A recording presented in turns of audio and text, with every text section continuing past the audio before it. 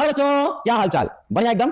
तो आज हमारे साथ हैं खुशी गर्ग, जो कि अपने कॉलेज में, अपनी यूनिवर्सिटी में एमबीबीएस के सेकंड ईयर में डिस्टिंक्शन हासिल की है, टॉपर छात्रा हैं। ये पीडब्ल्यू से अपनी नीट यूजी की तैयारी से जुड़ी। पीडब्ल्यू का जो फेमस यकीन बैच है, उससे इन्होंने नीट यूजी की तैयारी की, क्वालिफाई किया, फिर एमबीबीएस करने गई और उसके बाद नीट पीजी की तैयारी, एमबीबीएस के दौरान प्रॉफ एग्जाम्स की तैयारी, नीट पीजी की तैयारी भी ये पीडब्ल्यू के ही प्लेटफॉर्म पीडब्ल्यू मेरिट से कर रही हैं। तो इनका एक लंबा एसोसिएशन हो गया है पीडब्ल्यू से, पिछले 5-6-7 साल का मेरे ख्याल से। एक पुरानी जान पहचान इनकी, पर इनसे मुलाकात आज मेरी पहली बार हो रही है। आज खुशी से हम लोग ये समझेंगे कि एमबीबीएस में कॉलेज लाइफ को, हॉस्टल लाइफ को, फ्रेंड लाइफ को कैसे बैलेंस करें और पर्सपेक्टिव लेंगे इनसे एमबीबीएस की जिंदगी के ऊपर, पढ़ाई के ऊपर। और सबसे ज्यादा इस बात पे फोकस करेंगे कि कैसे सेकंड ईयर के अंदर जब पोस्टिंग शुरू हो जाती है, क्लिनिकल सब्जेक्ट शुरू हो जाते हैं, उसके साथ कैसे थ्योरी को भी मैनेज करना है, सभी बारे में बात करेंगे। सबसे पहले खुशी, बहुत बहुत बहुत बधाई हो, कैसा फील कर रहे हो आप? थैंक यू सर, बहुत अच्छा लग रहा है यहाँ पे आके आपके सामने बैठ के। कभी सोचा भी नहीं था कि जब यूट्यूब वीडियोस में आपके देखती थी, उसके बाद यकीन मैच में आपसे पढ़ा कि कभी आपके सामने बैठूंगी और ऐसे इंटरव्यू या पॉडकास्ट दूंगी, तो बहुत अच्छा लग रहा है। बहुत बढ़िया। तो एमबीबीएस के बारे में बताना, सबसे पहले तो यही बताना कि फर्स्ट ईयर की जिंदगी कैसी गई? सर फर्स्ट ईयर तो बहुत हार्ड लग रहा था, मतलब ऐसे रोते रोते काइंड ऑफ गया है। एनाटॉमी बहुत वास्ट है और बहुत हार्ड लग रही थी, मतलब चीज़ें याद करो फिर भूल जाते हो, याद करो फिर भूल जाते हो। और एक ही होता है, आप शुरू में आते हो यहाँ पे, अभी ऑब्जेक्टिव की तैयारी करते हो नीट यूजी के लिए, फिर थ्योरी पेपर लिखना, तो एक वो डिफरेंस होता है। उसके बाद एनाटॉमी तो बहुत बल्कि है। फिजियोलॉजी मुझे अच्छी लगती थी क्योंकि उसमें कॉन्सेप्ट्स हैं तो आप समझ सकते हो, बट एनाटॉमी आपको क्रैम करनी ही पड़ेगी। और मुझे हमेशा ऐसा लगता है, थोड़ा क्रैमिंग मेरा ऐसे हार्ड लगता है मुझे। और बायोकेमिस्ट्री ऐसे सब बोलते हैं कि बाद में तो थोड़ा उस पर कम फोकस था, पर करती थी। तो फर्स्ट ईयर तो थोड़ा हार्ड लगा, पर फिर मेडिट लिया तो उसके बाद तो काफ़ी ईजी हो गया था। जैसे रंजीत सर तो बहुत अच्छा पढ़ाते हैं, कॉन्सेप्ट बिल्डिंग की बहुत अच्छे से करवाते हैं वो, बहुत अच्छे से। और ममता मैम के निमोनिक्स तो काफ़ी हेल्प मिली उनसे। ममता मैम की माइक्रोबायोलॉजी के निमोनिक्स कुछ बड़े फनी से भी होते हैं। हाँ, काफ़ी फनी से होते हैं। तो और वो डायग्राम वगैरह बनाती हैं, उससे याद करवाती हैं। तो मैंने लास्ट में एग्जाम टाइम पे, मुझे तब तक नहीं हो रही थी, उसके बाद फिर और ज़्यादा वीडियोस देखी मैम की, फिर यूट्यूब पे भी कुछ वीडियोस आने लगी थी, फिर वो और ज़्यादा फॉलो किया। मुझसे कुछ बच्चे मिलते हैं, बोलते हैं कि ममता मैम किसी भी चीज़ का मेमोनिक बना देती हैं। कई बार उसका सेंस भी नहीं होता, बिल्कुल नहीं होता। कुछ है ऐसा कोई एग्जांपल, कुछ भी ऐसा पता है आपको? कुछ एग्जांपल तो भी याद नहीं, बट ऐसा है। मंकी पॉक्स को लेके क्या अभी कॉलेज के अंदर या हॉस्पिटल के अंदर बातें स्टार्ट हो गई है? नो सर, अभी इधर तो नहीं है इतना, और अभी तो कुछ नहीं। आपने कुछ पढ़ा, आपने कुछ सुना? सर वायरस से हो रहा है मेनली। मैं आपको बेस बताता हूँ, आप मुझे समझाने की कोशिश करना। सो एक ऐसा वायरस है जो आज से लगभग 50-60 साल पहले आया था, एक मंकी के थ्रू इंट्रोड्यूस हुआ था, जब लैब में एक एक्सपेरिमेंट, किसी दवा बनाने का कुछ एक्सपेरिमेंट चल रहा था, वहां से वायरस आया। इसके दो वेरिएंट थे, एक वेरिएंट 1 कह लो, एक 2 कह लो। एक वेरिएंट बहुत डेडली था बट वो इतना कम्युनिकेबल नहीं था, एक वेरिएंट लेस डेडली था बट बहुत कम्युनिकेबल था। अभी इसका 1B वेरिएंट आया है जो कि डेडली भी है और कम्युनिकेबल भी है और बहुत तेज स्प्रेड कर रहा है। इसको रोकने के लिए क्या करना चाहिए? क्या पुराने जो वैक्सीन बने हैं, क्या वो इस पे काम करेंगे दूसरे वेरिएंट? नहीं सर, अगर इसका म्यूटेशन होकर नया आया है, क्योंकि वायरस की प्रॉपर्टी होती है कि वो अपनी फॉर्म बहुत जल्दी चेंज करता है। क्यों सर? ये उसकी वायरस की तो ये प्रॉपर्टी है। अगर वायरस ऐसा करता है, इसके पीछे उसका मकसद क्या है? सर जो भी वैक्सीनेशन जैसे आपने कहा कि बने हैं, तो उसको उससे प्रिवेंट करने, मतलब उससे बचने के लिए, क्योंकि वो म्यूटेट कर लेगा तो वो जो पिछला वाला वैक्सीन है वो उस पर काम नहीं करेगा। तो वो अपनी ग्रोथ के लिए, कि वो दूसरा उस पर काम नहीं कर रहा है पहले वाला, तो वो खुद ग्रो कर जाएगा। वायरस के पास खुद की कोई मेमोरी होती है कि उसे याद रहता है कि इस वैक्सीन से क्या हुआ, फिर वो चेंज हो जाता है? नहीं सर, जैसे अगर पिछला वाला जो है उससे उसको लगा कि उसकी पॉपुलेशन कम हो रही है, उसको इफेक्ट पड़ा, तो वो म्यूटेट कर लेगा। और वो बहुत उसकी प्रॉपर्टी होती है कि वो बहुत जल्दी म्यूटेट करता है। आपको लगता है करंट वायरसेस जो आ रहे हैं वो पूरे इकोसिस्टम का एक आंसर है, because of what destruction human has caused? Yes sir, obviously. So आपको लगता है कि इकोसिस्टम अपने आप को बैलेंस करने के लिए ऐसे वायरस जनरेट करता है? कह सकते हैं सर। और इनका इतनी देर से कम्युनिकेट होना भी इसी का रीजन है? हो सकता है सर, क्योंकि ह्यूमन ने बहुत ज़्यादा इकोसिस्टम को डैमेज कर दिया है अपनी एक्टिविटीज से। तो क्या इस बारे में टीचर्स अपनी क्लास में बात करते हैं पढ़ाते वक्त कि बहुत ज़्यादा कोर बातें होती है जो एग्जाम्स में आना है उसके अराउंड? नो सर, ये वाली तो नहीं होती है, मतलब मेन एग्जाम ओरिएंटेड और सिलेबस। क्योंकि शायद सिलेबस बहुत ज़्यादा है। Yes, sir. शायद समय नहीं है इस तरह की बात करने का। Yes, sir. मेरे जैसा नॉन मेडिकल कर सकता है बैठे बैठे, क्योंकि हम लोग सब सोच सकते हैं। क्योंकि सर वो हर लेक्चर उनके असाइन होते हैं टीचर्स के, कि आज इस लेक्चर में इतना आपको करना है, उनके आवर्स डिसाइडेड होते हैं हर सब्जेक्ट को, तो वो फिर नहीं कर सकते शायद। तो एग्जाम वाली ही चीज़ें होती है। कितना डिफिकल्ट होता है? एक तो आप सुबह कॉलेज करते हो, सुबह क्या पूरा दिन कॉलेज निकल जाता है, फिर शाम को आके क्या आप ऑनलाइन लेक्चर पढ़ते हो? क्या ये नीट यूजी जैसी ही जर्नी फील हो रही है?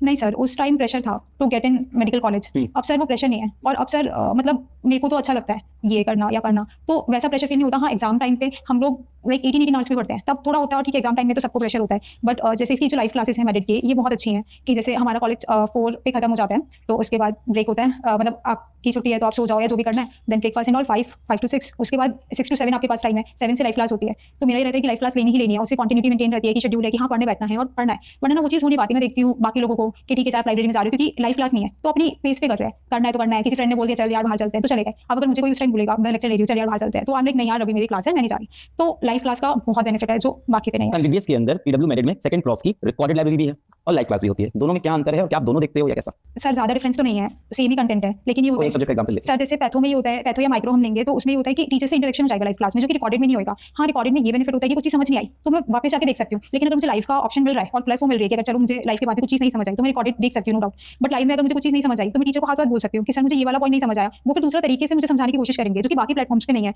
अभी मैं 3rd ईयर की ही वीडियो ले रही थी, कुछ दिन पहले अभी ENT की थी लाइव क्लास, तो डॉक्टर जगदीश पढ़ा रहे थे, तो मैंने उनको बोला कि सर मुझे नहीं आ रहा है। जगदीश तो भी आए हुए थे ना? अच्छा सर मैं मिली नहीं। अच्छा ठीक। तो मैंने उनको बोला कि सर मुझे समझ नहीं आया, तो उन्होंने फिर समझाया चैट में बोला। हाँ। तो चैट वैसे नहीं चलती जैसे यकीन में बहुत तेज चलती थी सर, इसमें कम बच्चे हैं शायद, तो चैट की तेज हाँ ऑफिसर पढ़ कम है ना हमारे। रहे थे। एक साल में 80,000 वहाँ 25 बच्चे तैयारी करते हैं। तो और सर लाइव क्लास अब भी नहीं लेते, तो फिर वो धीरे धीरे चलती है। तो मैं जनरली जिन बच्चों से बात करता हूँ सब बताते हैं कि हम रिकॉर्डेड वाला कंटेंट पढ़ लेते हैं, लाइव का तो टाइम नहीं मिलता है। नहीं सर, मैं तो लाइव। आपके स्कोर आपको लगता है लाइव क्लास करने से इंप्रूव हुए? Yes sir.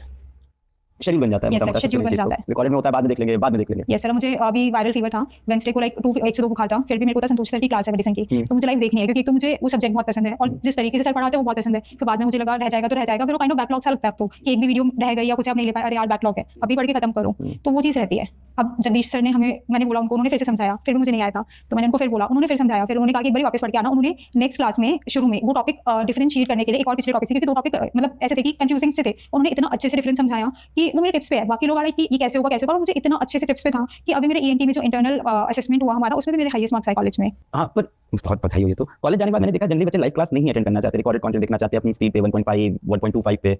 आपका अलग व्यू दिख रहा है। सर वो क्योंकि बाकी प्लेटफॉर्म्स देते ही नहीं लाइव क्लास, मैंडेटरी देता है और मैंडेट ले नहीं रखा है बच्चों ने। उनको लगता है कि शायद धीरे देखने में टाइम वेस्ट होगा, जल्दी से देख के खत्म करते हैं। इवन अगर मैं भी कभी जो रिकॉर्ड मतलब ये वाली लाइव क्लास नहीं ले पाती और फिर रिकॉर्ड हो जाती है तो मैं लाइव क्लास बाद में लेती हूँ, तो मैं भी थोड़ा सा स्पीड बढ़ा के अपनी स्पीड पे ले लेती हूँ, बट मैं प्रेफर करती हूँ कि लाइव क्लास हो। लाइव से लाइव ही रहती है, इंटरेक्शन हो रहा है, उसके अंदर थोड़ा एनर्जी, थोड़ा मजा आता है, सब कुछ और फिर जैसे क्वेश्चन पूछती हैं ओशिका मैम ऑप्स गायनी की, तो फटाफट से सॉल्व करके बताना इसका ये आंसर है, तो उसमें मजा आता है। और फिर एफएमटी में भी सर क्वेश्चन पूछते हैं हर क्लास के बाद 5-6 या 10 क्वेश्चन से रखते हैं, फिर उसमें सर कहते हैं कि कितने आपने कितने क्वेश्चन किए, कि क्वालीफाई हुए कि नहीं हुए, आपका स्कोर क्या है, तो उसमें बहुत मजा आता है। मतलब ऐसा लगता है कि चलो ठीक है अभी टॉपिक किया, अभी आपको इतना आता है, तो उसमें लाइक एक बूस्ट अप ऐसा फील होता है। फिर सर लिखते हैं हर आंसर पे कि इसने सबसे पहले आंसर किया फॉरेंसिक में, तो वो पता नहीं ऐसा अच्छा लगता है मुझे कि हाँ अगर मैं पहले आंसर करूंगी तो सर मेरा नाम लिखेंगे। जितने बच्चे मेरे थर्ड ईयर में पहुंच के फॉरेंसिक पढ़ते हैं, डिटेक्टिव बन जाते हैं। हाँ, उनकी बातें बदल जाती है, एकदम डिटेक्टिव वाली बातें करेंगे, आपको पता है बाल के एक स्ट्रैंड से हम ये पता लगा सकते हैं ये कैसा लगा आपको फॉरेंसिक, क्या पढ़ने वाला आपको लगा डिटेक्टिव बन गई हूं मैं? सर अच्छा लगा, जैसे हैंगिंग और स्ट्रैंगुलेशन बहुत कॉमन चीज होती है, यस। तो उसमें डिफरेंस पता करके अच्छा लगा। वरना तो ऐसा लगता था क्या होता है फांसी या कुछ भी है कि ठीक है गला बांध दिया, क्या उसमें क्या ही है। अब पता चला अच्छा इतने डिफरेंस होते हैं और ऐसे ऐसे पता आप कर सकते हो। तो कैसे पता चल सकता है? सर, पहले तो इनका not- मतलब समझाओ, हैंगिंग स्ट्रैंगुलेशन। हैंगिंग मतलब इंसान ने खुद से हाँ हैंगिंग किया और मतलब स्ट्रैंगुलेशन मतलब किसी ने पीछे से किया, तो सर हैंगिंग में ये होता है कि जो नॉट होती है वो वी नॉट होती है, यहाँ पे आएगी ऐसे, और स्ट्रैंगुलेशन में अगर इंसान करेगा तो वो ऐसे हॉरिजॉन्टल नॉट होती है, मतलब हॉरिजॉन्टल मार्क होता है नेक क्योंकि ऐसे पकड़ के पे। मारेगा। और इसमें वी शेप होती है। हाँ। और सर ये होता है कि अगर हैंगिंग होती है तो ब्लीडिंग वगैरह मेनली नहीं देखी जाती है नोज से, आईज वगैरह से, लेकिन स्ट्रैंगुलेशन में क्योंकि वो प्रेशर इतना ज्यादा होता है तो ब्लीडिंग होने के चांसेस ज्यादा होते हैं। तो ये सब डिफरेंसेस होते हैं कि जिनसे हम पता लगा लेते हैं। उसके बाद फिर इंटरनली भी ऑर्गन्स में जैसे कॉन्फ्यूजन एंड ऑल वो सब देखा जाता है स्ट्रैंगुलेशन में, बट हैंगिंग में नहीं देखा जाता। इसलिए और हैंगिंग में इंसान बोलते हैं बहुत जल्दी अपनी सेंस लूज कर देता है, इसलिए उसको पेनलेस मेथड भी बोलते हैं। इसीलिए गवर्नमेंट हमारी मतलब फांसी देने को बोलती है क्योंकि ये पेनलेस मेथड होता है। सडन जर्क से हाँ होती है। हाँ, और वो अनकॉन्शियस हो जाता है इंसान, तो उसको पता नहीं चलता, वो पेन फील नहीं करता। बहुत सैटिस बातें कर रहे हैं हम लोग, कुछ पॉजिटिव बातें हमें करनी चाहिए। शायद आप लोग ये भी पढ़ते हो कि आप चोट का निशान देख के बता सकते हो कि किस बंदूक से गोली चली Yes, थी। sir. ये कैसे होता है? सर जो गन होती है उसमें ना राइफल वो बोलते हैं, उसमें पैटर्न होता है हर गन का, तो जो पैटर्न होता है गन का वो बुलेट पे छप जाता है। तो वो बुलेट जब एंट्री करता है या फिर अभी हमें जब मतलब हम बुलेट निकालेंगे बॉडी में से, तो वो जो पैटर्न होता है वो हर बुलेट का अलग होगा, मतलब वो गन की वजह से आता है, तो इसलिए हम बता सकते हैं कि इस गन से बुलेट निकली है। जितना मूवीज के अंदर दिखाते हैं या सीआईडी टीवी शो में दिखाते थे, क्या असल में फॉरेंसिक उतना आगे है या उससे भी आगे है? सर काफी आगे। कोई और एग्जांपल आपने पढ़ा उस तरह का इंटरेस्टिंग? लेट अस से कोई इंसान है जिसने किसी बॉटल से खोल के कुछ पिया, उसके बाद वो रोड पे गिरा, उसके सर पे चोट लग गई और ब्लीडिंग हो रही है। 3 hours later he is found dead, किसी ने नहीं देखा। क्या आप ये पता लगा सकते हो कि इसकी जो डेथ हुई है वो सर पे चोट से हुई है, जो उसने पानी पिया उसमें कुछ मिला हुआ था उससे? Yes sir. कैसे? सर एक तो पहले चोट हम देखेंगे कि कितनी सीवियर है, कि वो उतनी मतलब उतनी चोट इनफ है कि इंसान की डेथ हो सकती है या नहीं हो सकती, पहली चीज। फिर उसके बाद जब हम बॉडी ओपन करते हैं तो हम उसमें जो वेसरा होते हैं उनको ओपन करते हैं, मतलब वेसरा मतलब ऑर्गन्स एंड ऑल सब कुछ ओपन करते हैं तो फ्लूइड कलेक्ट करते हैं। बट और वेसरा टेस्ट तो टेक्स अबाउट लाइक 30 डेज और 45 डेज, तो तब तक तो बहुत डिले हो जाएगा पता करना। और कोई तरीका? सर फ्लूइड्स तो चल आपको समझ आ गया, मैं बात काफी कर रहा हूं मैं। I am not planning murder, बस मैं बातें फॉरेंसिक बात करूं, बच्चे बड़ा एक्साइट हो जाते हैं, कहते हैं मैं डिटेक्टिव बनूंगा सर, मैं फॉरेंसिक साइंस सीख गया हूं। और कोई तरीका पता लगाने का कि जहर दिया गया है इंसान को? सर फ्लूइड वगैरह वो सभी निकालते हैं कि स्टमक में से फ्लूइड वगैरह निकालते हैं, फिर उसको टेस्ट आगे भेज देते हैं लेबोरेटरी में टेस्ट के लिए, देखने के लिए हार्ट का कुछ डिफरेंट बिहेवियर होगा अगर जहर से डेथ हुई है या चोट से डेथ हुई है, सेम रहेगा? सर टॉक्सिक मिलेगा। टॉक्सिक मिलेगा? टॉक्सिक मतलब अगर पानी में कुछ छुपा या जो भी लिक्विड उसने लिया तो वो मिल जाएगा। ड्राउनिंग वगैरह के केस में भी पता चल जाता है कि इंसान खुद डूब के मरा या फिर पहले मारा और फिर उसको पानी में डुबा दिया। तो फॉरेंसिक यहाँ पे हेल्प करते हैं। फर्स्ट ईयर में पहली बार आपने एक डेड ह्यूमन बॉडी पे टच किया या ब्लेड लगाया, एनीथिंग, कैसा था वो एक्सपीरियंस? डर लगा था पहली बार देख के? बिल्कुल नहीं, बिल्कुल भी नहीं सर। मैं मोपा राउंड में गई थी अपने कॉलेज में, तो मैं ऑलरेडी 2 महीने पीछे थी बाकी सब लोगों से। मैं एक ही सीट बची थी उस कॉलेज की और वो मुझे मिल गई थी, तो सब कुछ सेटल हो गया था और मैं बाद में गई थी। तो मेरा फर्स्ट डे था, मैं मैम को बोलने गई मैम मेरा फर्स्ट डे है। मैम ने कहा वो ना कुछ यहाँ से काट रही थी, तो उन्होंने कहा हाथ पकड़ो। मैंने कहा ठीक है, हाथ पकड़ लिया। फिर वो थोड़ा शायद लूज हो रहा होगा तो उन्होंने कहा टाइट करो डेड बॉडी। हाँ मतलब टाइट पकड़ो हाथ की, वो फिर कट लगाने की। तो मैंने कहा ओके, क्योंकि शायद मुझे बहुत पैशन था, मुझे भी बहुत लोगों ने पूछा कुछ हुआ नहीं जैसे बोलते हैं कि नौशिया होता है बच्चों को। मैंने कहा नहीं, शायद मेरी जर्नी इतनी लंबी हो गई और मुझे इस चीज़ की इतनी वैल्यू थी कि मुझे कुछ नहीं हुआ। मैं बहुत खुश थी उस दिन बल्कि कि मैंने आज डेड बॉडी देखी फर्स्ट ईयर में और मैंने पकड़ा, ये किया, फिर पानी में help but at the key. Same time इनको ये प्लेज भी दिलाई जाती है कि इसकी फोटो नहीं खींच सकते आप, डिसरिस्पेक्ट नहीं कर सकते किसी तरह से। That happens in your college? Sir वो पहले हो गया आप तो था, लास्ट में पहुंचे थे, आपको हैंडशेक का मौका मिला लास्ट में जाके। कितना फ्रीक्वेंट होता है? सर रोज होता है ये, मतलब रोज आपका एक पीरियड लगता है, लेक्चर लगता है, क्योंकि ये बड़ा सब्जेक्ट है एनाटॉमी और इसमें आपको पढ़ने की और साथ साथ इसकी बहुत जरूरत होती है, क्योंकि जो चीजें आप देखते हो और फिर पढ़ोगे तो वो बेटर रिटेन होती है, तो इसलिए ऑलमोस्ट रोज होता है इसका लेक्चर। तो और मतलब डीएच बोलते हैं डाइसेक्शन हॉल, तो आपको मतलब एक लेक्चर लग जाता है कि आपको वहाँ पे जाके देखना है या पढ़ना है। असल में एक अच्छा डॉक्टर बनना और कॉलेज के अंदर एग्जाम में स्कोर करना क्या दोनों सेम चीज़ है या अलग चीज़ होंगी? अलग होगी सर। थोड़ा बताएं, क्योंकि मैंने कई बच्चों को देखा है कि एग्जाम की तैयारी करते हो उनसे पूछो, अरे सर वही सिम्टम लिखना है, हेडेक हो जाएगा, नौसिया हो जाएगी, डायरिया हो जाएगा, ऐसे 4 सिम्टम लिख के खत्म। Does that happen really? Sir वो ना पर्सनल पर्सपेक्टिव पे डिपेंड करता है कि आप क्या करना चाहते हो और क्यों करना चाहते हो। मतलब स्कोर करना भी मैं ये नहीं कहूँगी कि बहुत ईजी है यहाँ पे कॉलेज में, ऑब्वियसली हार्ड होता है क्योंकि मार्क्स बहुत वैसे मिलते हैं, हार्डली मिलते हैं। आपको आप इतना लिख रहे हो, एक्सप्लेन करो, तब मार्क्स मिलते हैं यूनिवर्सिटी में। लेकिन सर अच्छे डॉक्टर के लिए एम्पैथी होना और चीज़ें समझ के करना बहुत जरूरी है। आज हम देखते हैं मतलब बहुत सारे डॉक्टर्स ऐसे होते हैं कि अरे यार ठीक है, क्या ही करना, इतना पैसा तो मिल रहा है कि एक पेशेंट आएगा लिख के खत्म करो।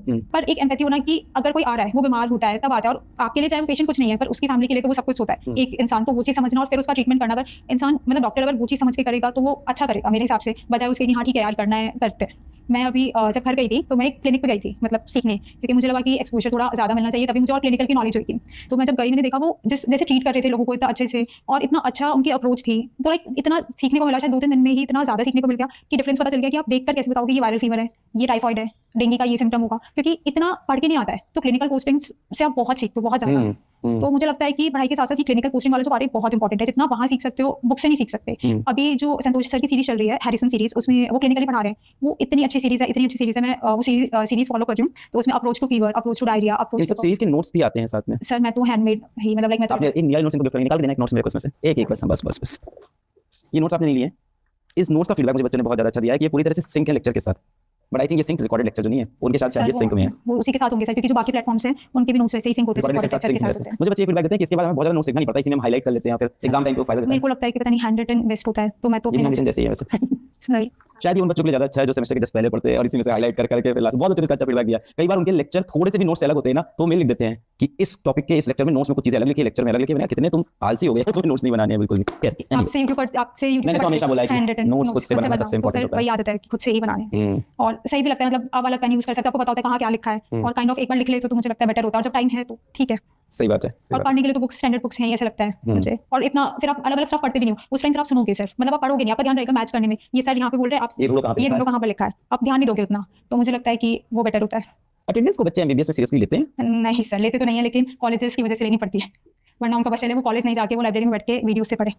कुछ कॉलेजेस में पढ़ाई अच्छी होती है, कुछ में इतनी अच्छी नहीं होती है, शायद कई बार उतना टाइम भी नहीं मिलता, ये भी रीजन है। कई बार ऐसा होता है कि इस सब्जेक्ट की 2 घंटे क्लास लगेगी 10 से 12, टीचर खुद 11:30 बजे आता है और बच्चे एक ही चीज के लिए जाते हैं, अटेंडेंस कब आएगा टीचर, कब होगी अटेंडेंस। कई बार तो क्लास के जस्ट एकदम लास्ट हो जाते हैं बायोमेट्रिक देके पढ़ने के लिए। हमारे भी अगर आपने बायोमेट्रिक वाले भैया को सेट कर लिया तो लाइफ आपकी अच्छी होगी। सर हमारे कॉलेज में बायोमेट्रिक नहीं है, हमारे में वैसे अटेंडेंस हाँ वो होती है, तो बहुत लोगों ने कर रखा है शायद पर मेरी अटेंडेंस सही है, तो लाइक कम्युनिटी में मेरी 90+ है, फॉरेंसिक में थोड़ा मार्जिन है पर 75+ मेंटेन करते हैं। एक्सपीरियंस कैसा रहा? फर्स्ट से स्टार्ट हो जाता है जहां आपको गांव में या आसपास की जगह जाना होता है, फैमिली डॉक्टर सेकंड ईयर में भेजते हैं, आपने सेकंड ईयर में, लेकिन पढ़ाई थोड़ा फर्स्ट ईयर में भेज देते हैं। हां, कैसा एक्सपीरियंस था वो? सर शुरू में जब जाते थे तब तो बहुत अच्छा लगता था कि चलो ट्रिप है, ट्रिप हो रही है, जा रहे हैं, और फिर फैमिली वगैरह मिली होगी कि पूछना, इंटरेक्शन करना शुरू में अच्छा लगता है। लेकिन अभी जब जाना, फैमिली तो आपको स्टूडेंट नहीं डॉक्टर समझती है? यस सर, वो फैमिली उतना अच्छे से ग्रीट करना और एजुकेटेड भी नहीं होते सर, और बहुत अच्छे से ग्रीट करते हैं और सब पूछते हैं, हम लोग तो बहुत अच्छे से जवाब देते हैं। वो अच्छा एक्सपीरियंस होता है क्योंकि वहाँ पे वो लोग आपको डॉक्टर समझ रहे हैं, चाहे कॉलेज में जो भी हो आपका, तो उनसे मिलकर अच्छा लगता है। और कम्युनिटी एज अ सब्जेक्ट में बोलूँ तो काफी वास्ट है, पर बच्चे सीरियसली नहीं लेते क्योंकि वो डायरेक्ट उसके नंबर नहीं जोड़ते हैं। नहीं सर जोड़ते हैं, किस ईयर में? सेकंड ईयर में? थर्ड ईयर में जोड़ते हैं, पर सेकंड ईयर में तो नहीं जोड़ते, तब सीरियसली नहीं लेते। यही होता है कि सर अभी भी 4th ईयर के सब्जेक्ट हमें पढ़ाए जा रहे हैं, नंबर नहीं जोड़ने तो बच्चे सीरियसली लेते हैं उसको भी। यस सर, पर फिर वही होता है कि 4th ईयर में आके इतना माइनस सब्जेक्ट बोलते हैं इनको, क्या नहीं सर, इन ये वाला कम्युनिटी तो मेजर है, माइनर होते हैं ऑप्था ईएनटी।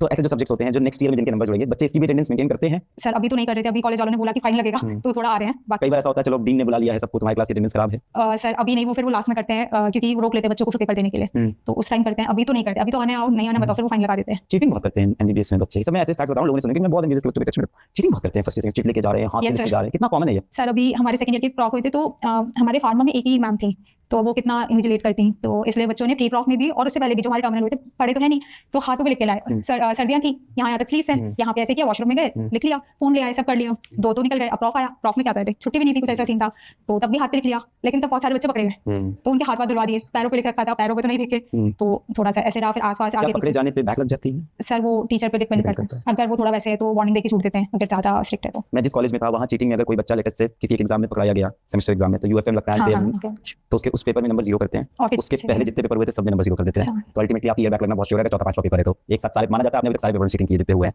और सब में 0 करके ईयर बैक लगा देते हैं सीधा। तो बहुत ही रिजेक्ट है इस चीज के लिए। तो हमारा कोई मेन सेमेस्टर में या मेन प्रॉफ में जिसको कह लो हिम्मत नहीं करता था